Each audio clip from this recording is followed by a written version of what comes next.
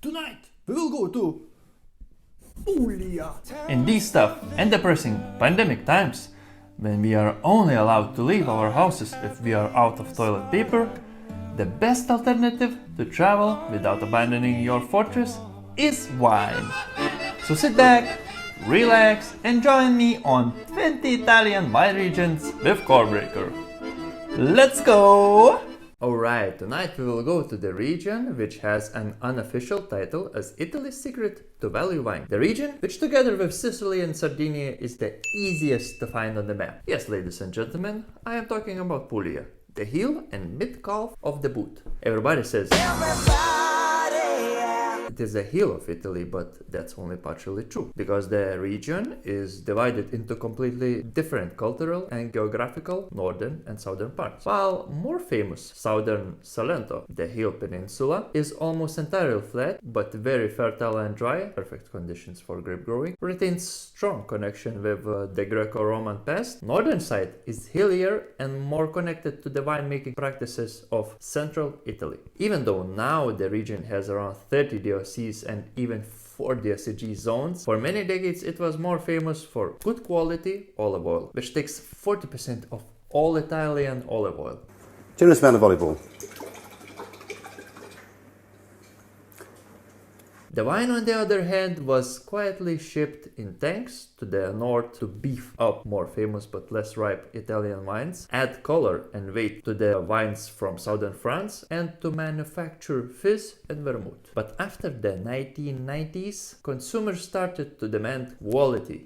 It's quality, not quantity, my friend. And at the same time, cheaper but better quality wines arrived from Australia, Argentina and Chile. And of course, many Puglian wineries adapted by lowering their yields and changing their philosophies from quantity to quality first winemaking. While in the northern part of the region you will find grapes such as Montepulciano and Sangiovese, in the southern part you will find full-bodied, real Puglian, Primitivo and Negroamaro grapes. Negroamaro is not too tannic and acidic and is more on the fruity side, perfect with pizza and meatballs. But Primitivo is the opposite because it ripens early, that's why it produces lots of sugar, which transforms into big, luscious and full of fruit wines.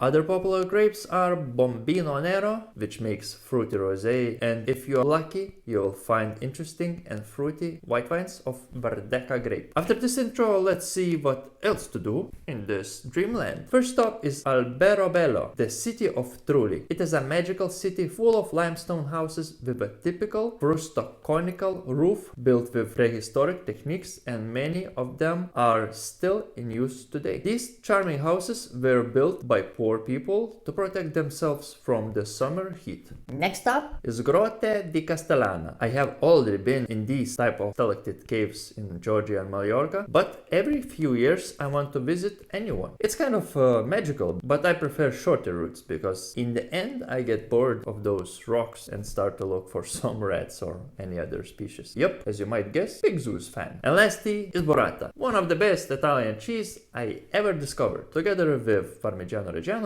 and Pecorino Romano. It is a mozzarella filled with stracciatella and cream. Put a bomb of flavor on sliced tomatoes, sprinkle some olive oil and salt on top, and voila, top 5 dish Italy has to offer.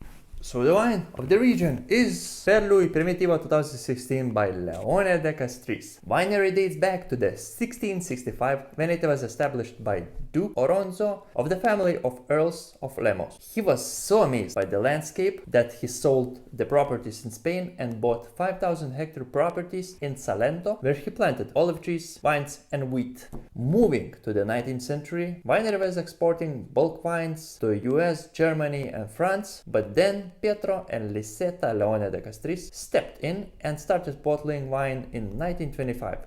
In 1943, they launched 5 Roses, which was first Italian bottled rosé and the first one exported to US. Now, winery is managed by their grandson, Pier Nicola Leone de Castris, and the average wine production is 2.5 million bottles per year. Per Lui what from Italian means for him, is a project which is dedicated to Pernicola's father Salvatore. It is an expression of the highest quality level of 4 local grapes: Negroamaro, Primitivo, Susamagnello, and Ottavianello. This wine is made from hand-harvested grapes aged in barriques for 12 months and in bottle for another 12 months.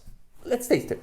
It has a medium intensity cherry color on the nose, medium plus intensity aromas of ripe cherries, red flowers, cured meat, black spice, and licorice. Mouth has medium acidity, high alcohol, and elegant tannins. On the palate, fresh cherry juice. For the conclusions, I can say that this wine perfectly sends the message of this region. World, be prepared, because balance with tradition and innovation, Puglian wines are coming for you. Let me know in the comments if you ever tried Primitivo wines. Of course you did.